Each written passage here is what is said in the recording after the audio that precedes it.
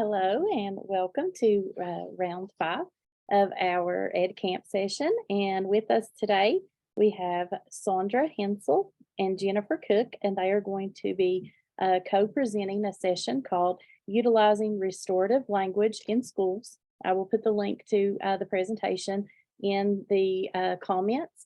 Both of them are with Jefferson County Schools. So at this time, we're going to turn it over to these ladies and hear what they have to say for us.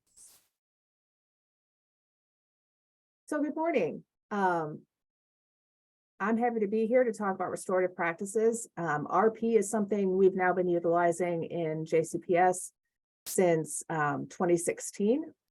We trained our first schools in 2017. We now have 60 schools, which is about a third of our district, that is utilizing RP in one form or another. So we're going to talk a little bit more about that, but again, as we said, my name is Sandra Hensel. I'm the supervisor for behavior support systems in Jefferson County, which means I have a team of resource teachers who work to support schools in their implementation of PBIS, restorative practices, and basic classroom management. Jennifer is one of the resource teachers that works on the team. She's been with us for several teams. I also want to point out on this first welcome page, our website, which has information on classroom management. And on that tab, you're going to find some video modules that we made around all sorts of things. There's an elementary version and a secondary version. We used a professional film company to do this. So they're really high quality, but on everything from classroom management strategies to effective responses to challenging behaviors. So what do you do when nothing you've tried is working? OTRs, opportunities to respond, and all those kind of things. So, and then we have a restorative practices page, which again has some more links to different information and about our implementation, a PBIS page, trainings that we have that are videos that you could use. Again, they're just available for anyone. They're on the website. And then it just has our resource teachers listed there and some partners that we work with nationally. So I just wanted to show you that so you knew how to find us and find some resources on some of the work that we do.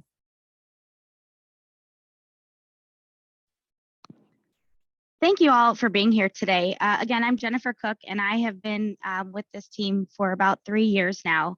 And as Sandra kind of mentioned already, restorative practices in JCPS began with an early partnership with the International Institute for Restorative Practices. And our board invested $3 million in beginning this implementation with our district.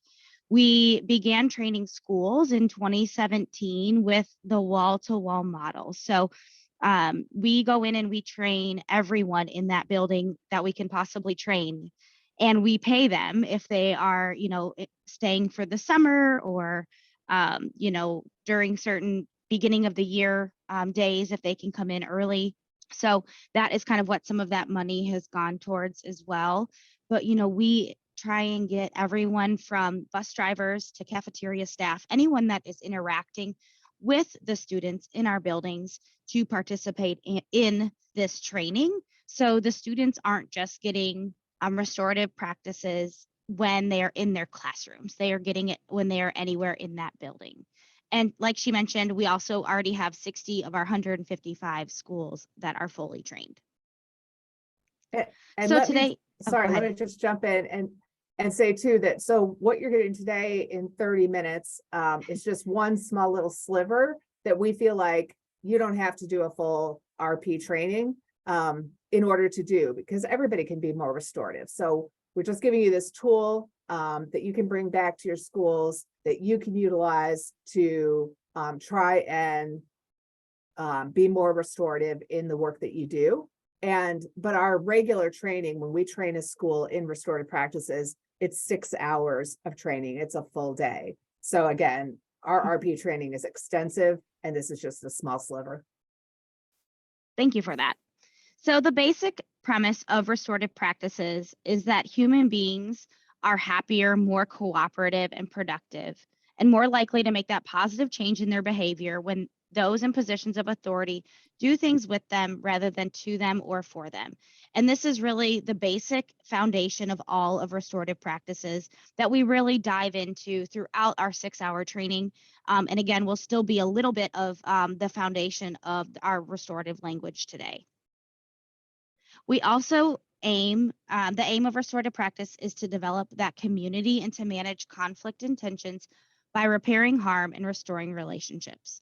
Now, we focus really a lot of our time in our training and in the work that we do in our schools on developing that community.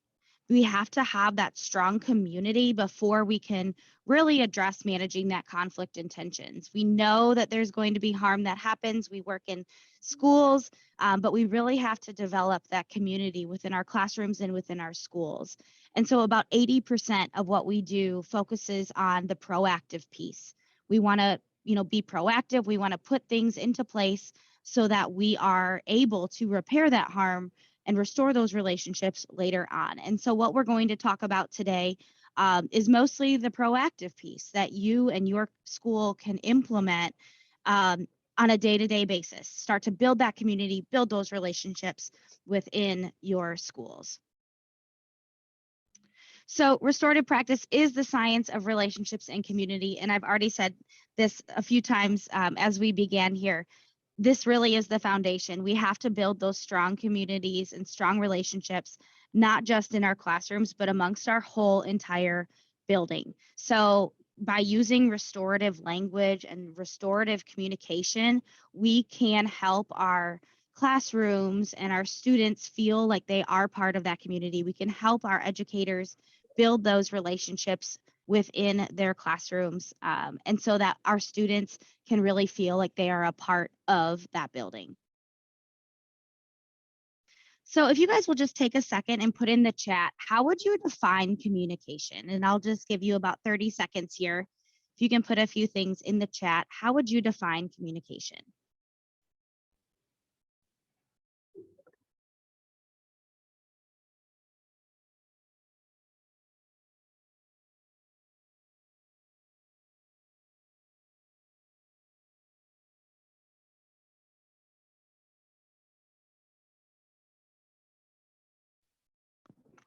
Yes, thank you. Expressing ideas, feelings, thoughts, and connecting with another person. Those are great. Thank you all for sharing. The sharing and understanding, verbal expressions, how we interact with others. Absolutely. And these are all things that we know are important in our buildings. And we know that we need to make sure that we're doing this in the right way so that our kids can not only learn, but feel like they are a part of our buildings. It's important that we remember that every behavior is a form of communication, even behaviors that require disciplinary action. So we have students that are trying to communicate things to us. So when we change our mindset and the way that we look at behaviors as what is this child trying to tell me? What are they trying to communicate? We can change the way that we have that relationship with our students. So just know that all the expressions, that sometimes those behaviors that we see, our students are trying to tell us something. And so when we talk about restorative language, we know that restorative communication is conscious communication. We really have to be aware of what we are doing and what we are saying. And it's more than just the words. It's more than just that delivery of information. And we have to kind of dive into what are those pieces, and that's what we're going to do next.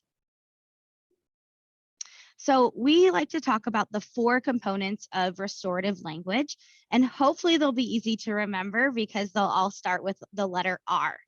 The first one that we're going to talk about is relationships. And again, especially during our 6-hour training, you hear relationships, relationships, relationships as we go about that 6 hours, and you'll hear that today in 30 minutes. So relationships are obviously very important, and we know that our positive communication will continue to build those positive relationships, but then that negative communication can degrade relationships. And this right here is kind of like the chicken or the egg example, right? Which one comes first? We're not really sure, But we know that in order to continue to build those relationships and have strong communication with our students and amongst our staff, we have to make sure that we are communicating positively.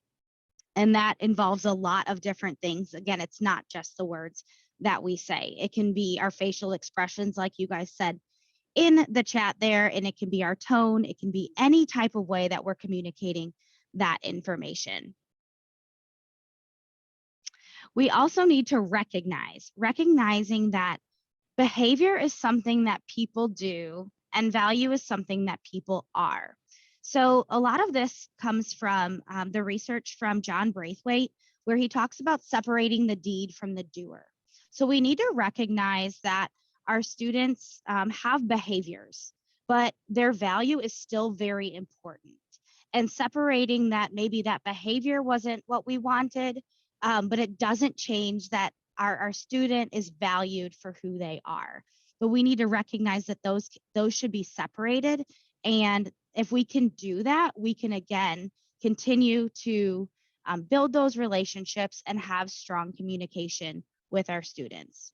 We also need to recognize the inherent dignity of an individual's life. So just because there's a behavior that may not fit what our school vision is, we need to still make sure that we are valuing that student.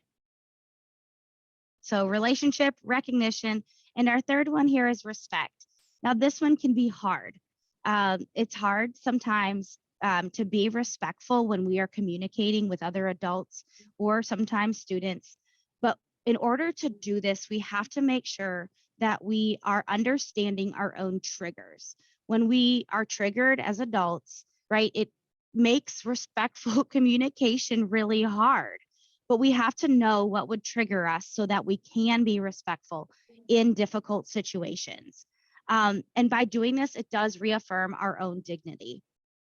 So we may not respect what a person says or does, but we can be respectful in the way that we communicate with and about them. So again, this is one that is hard. This is not something that is necessarily, in our nature, but we can practice that, and we can educate ourselves on what are our triggers and how can we have respectful communication when we are in a difficult situation. And the last R here for our 4 components of restorative communication is responsibility. So each individual is ultimately responsible for understanding how their communication could impact others. So thinking here, we need to know about our body language. We need to know about our tone. So as principals, as teachers, as security staff, we all need to understand how the way that we communicate could impact somebody else. Could our tone trigger somebody? Could our voice level be something that somebody finds disrespectful? So if we can get to a point where we can be responsible for our own communication, ultimately we want reconciliation. We want to repair these relationships in our building and reintegrate students. But both parties have to be able to be responsible for the way that they are communicating in that situation. So now I'm going to pass it on to Sandra, who's going to talk about 4 different types of restorative language. And these are really the different strategies that can be used in your building. Once we know those 4 components, we can then implement some very specific strategies and tools in our buildings. All right, so like Jen said, we have 4 different types of restorative language. Will you go ahead and change, Jen? And so we're going to talk about positive communication, behavior-specific praise, affective language, and restorative questions.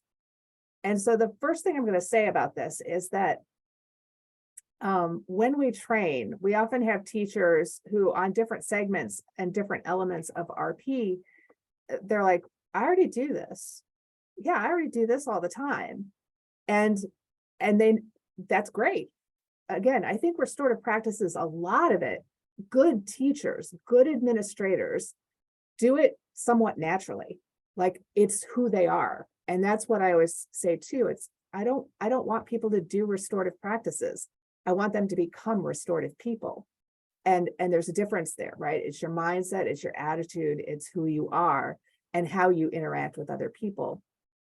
So some of this is going to be things that you're like, I wouldn't have thought this was restorative practices, but it is, because these are practices and behaviors that we can have as adults that contribute to that positive relationship with students that we want to have as restorative people.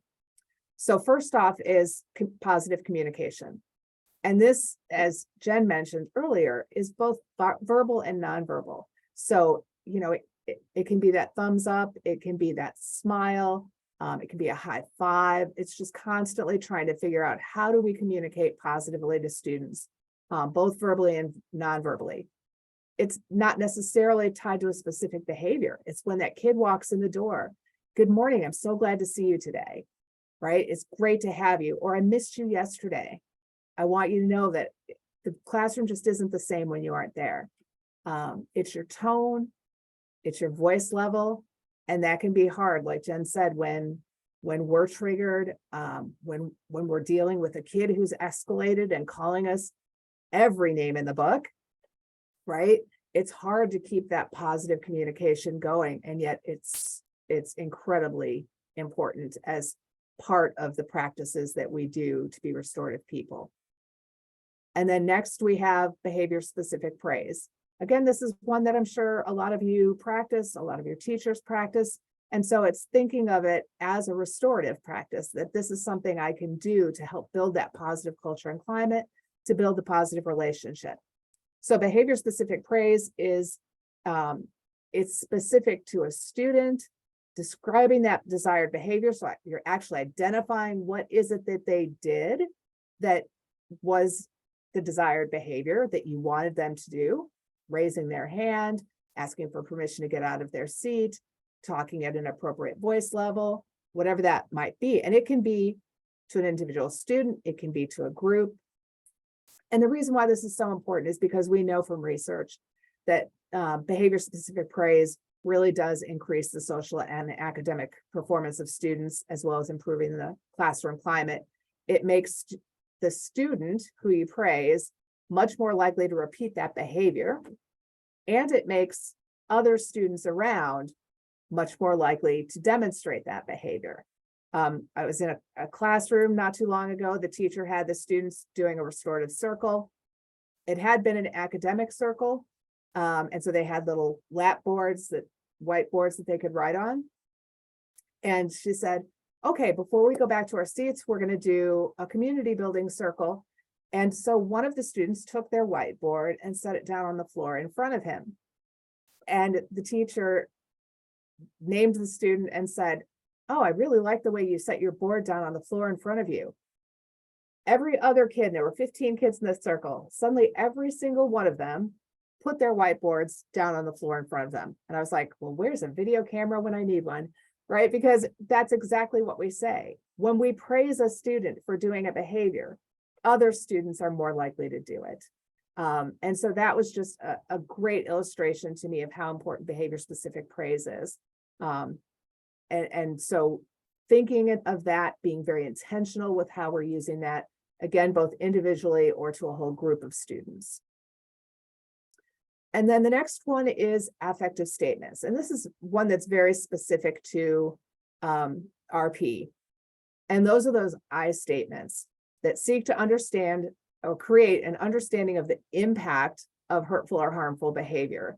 And it helps students understand empathy and the language of emotions. And there's a couple things wrapped up in that. One is that students tend to be very, well, people in general tend to be very egocentric, right? Students generally don't have an understanding that their behavior can impact other people. And so when we use affective statements, we're helping them understand that no, what you do does have an effect on others.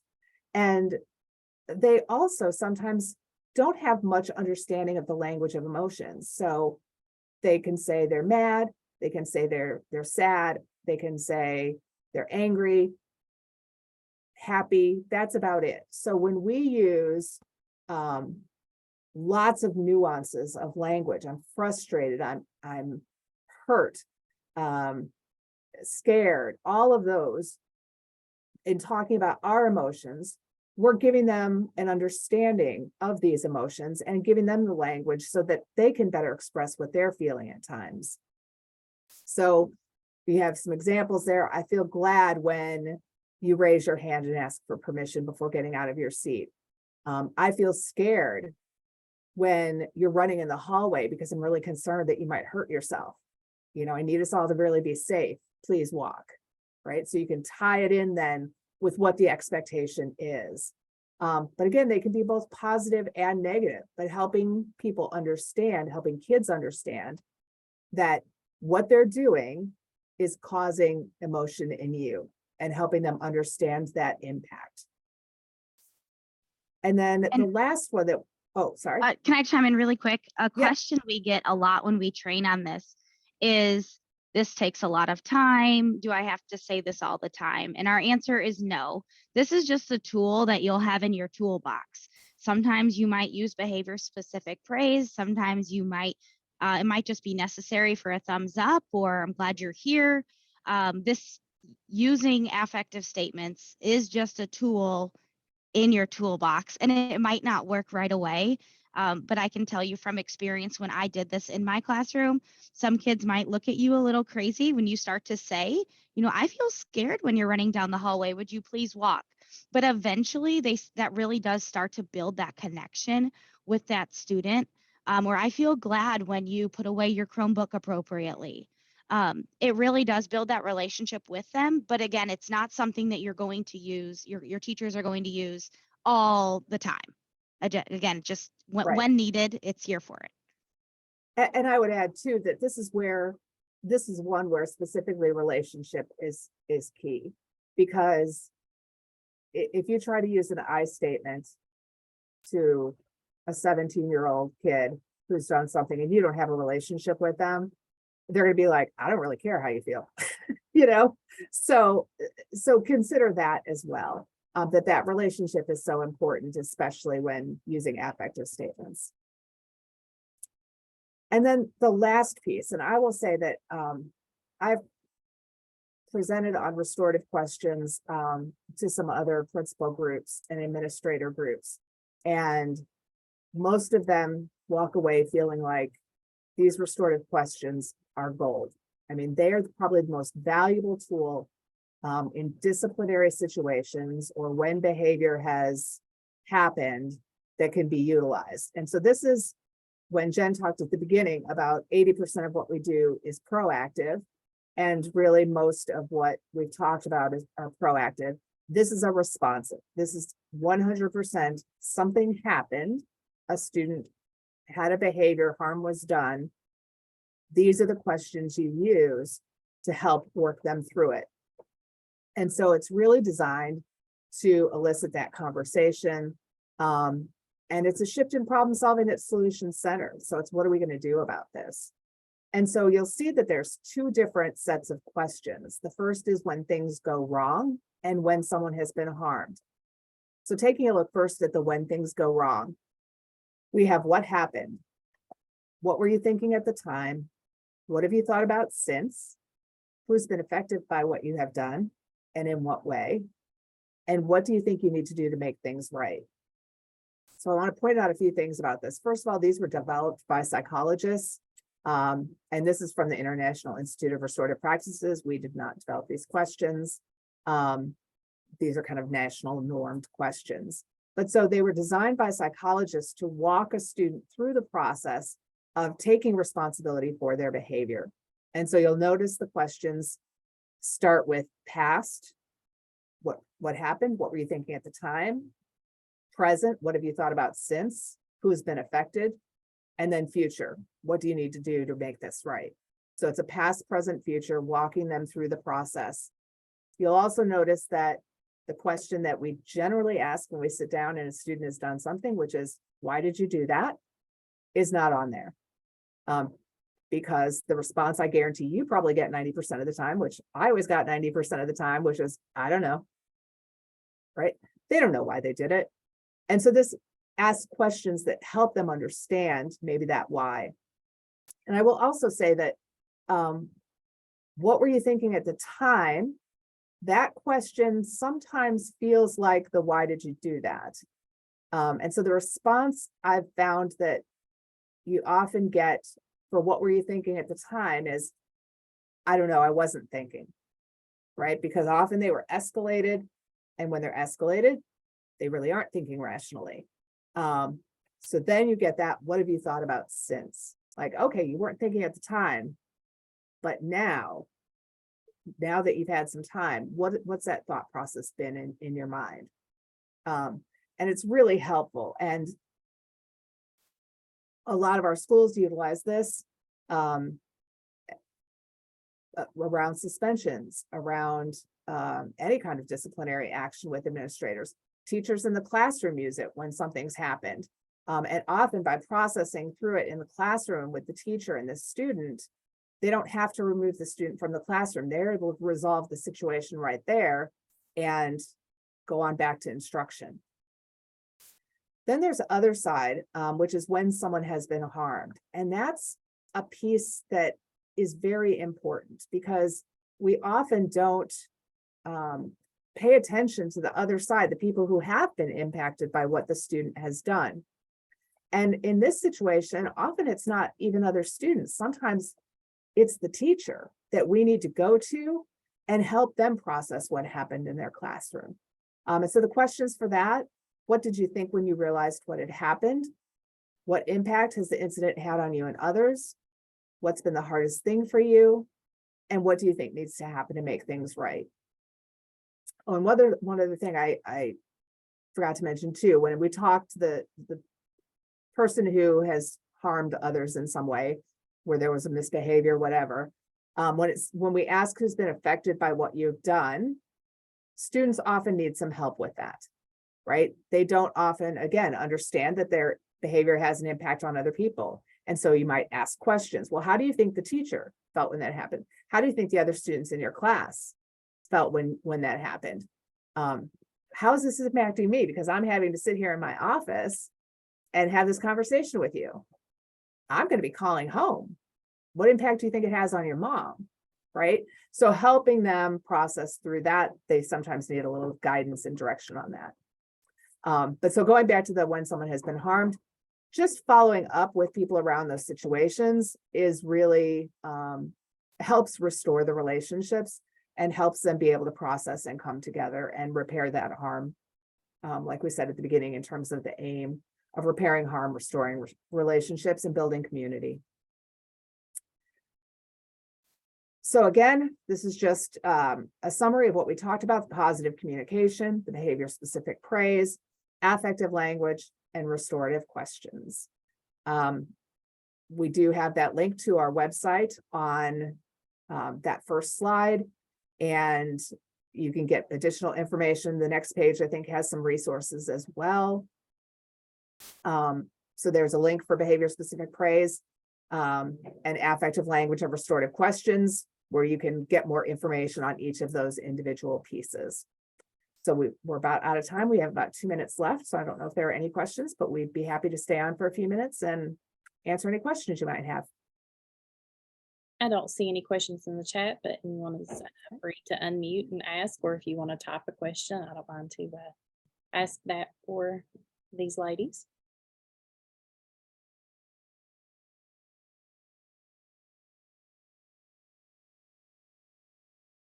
These are some great resources to have. I know that this is a hot topic of an area where we do not receive enough training and enough resources for to pass along to teachers to have readily available. So this is a wonderful resource. So we thank you so much for sharing.